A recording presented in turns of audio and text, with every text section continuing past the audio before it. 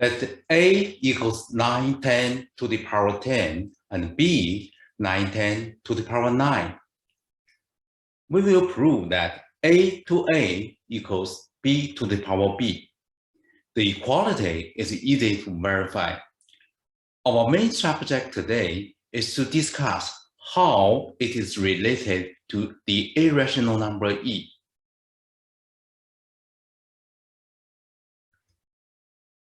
Here is the little agenda.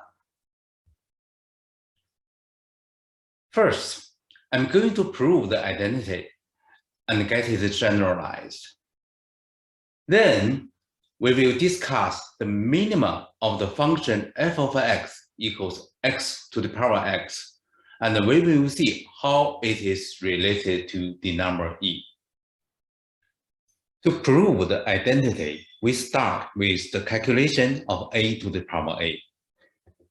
This can be done using substitution of a step by step. If we plug in both base a and exponent a, the expression would be too messy, so we first work on the a in the base. We have a to the power a equals 9, 10 to the power 10a. Then we look at the exponent. 10a equals 10 times 9, 10 to the power 10, which equals 9 to the power 10 over 10 to the power 9. Therefore, a to the power a equals 9 over 10 to the power of a fraction, 9 to the power 10 over 10 to the power 9. We can calculate b to the power b in exactly the same way. First, a substitution for the base b, we have a 9, 10 to the power 9b, and the exponent 9b equals 9 times 9, 10 to the power of 9. We end up with 9 to the power 10 over 10 to the power 9, exactly the same as the previous one. Therefore, a to the power a equals b to the power b. You may already see that the identity can be generalized for other a and b. Here are some examples. First, a equals 1 over 2 to the power 2, and b is 1 over 2 to the power 1. Second, a is 2 over 3 to the power 3, and b is 2 over 3 to the power 2. Next one, a is 3/4 to the power 4, and b is 3/4 to the power 3. In general, a equals n over n plus 1 to the power n plus 1, b equals n over n plus 1 to the power n. You can verify the identity using the approach we just discussed.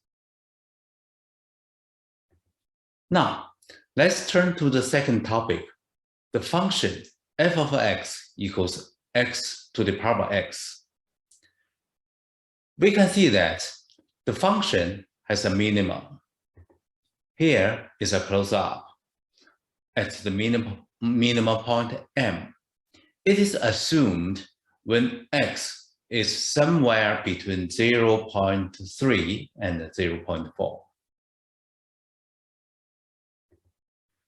Let's draw some points using the examples we just listed.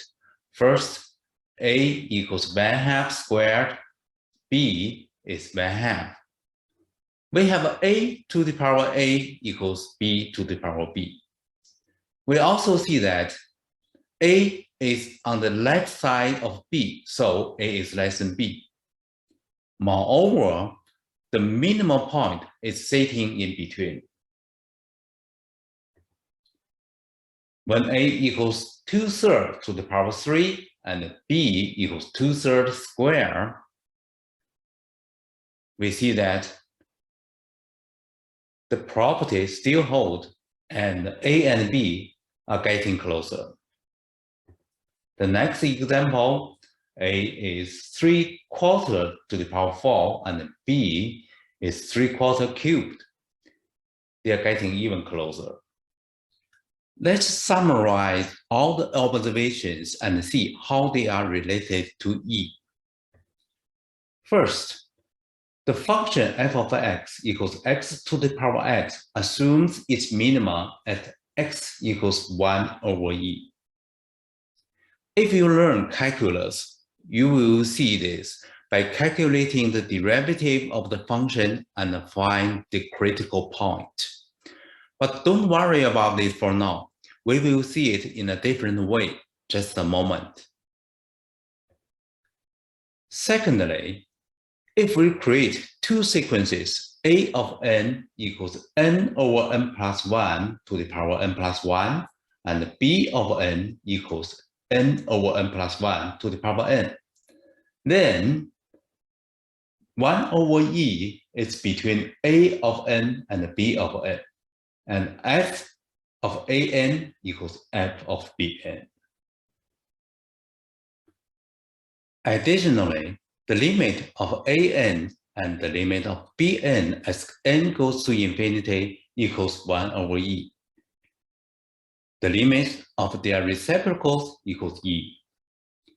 This is not very obvious. As a matter of fact, if we compare an and b of n, they are getting closer and closer as n increases. When we calculate the limit of 1 over bn, after a little bit of rearrangement, we end up with the limit of 1 plus 1 over n to the power of n, which is exactly the definition of E. This concludes everything. Thank you for watching and please consider subscription of my channel. I appreciate your support.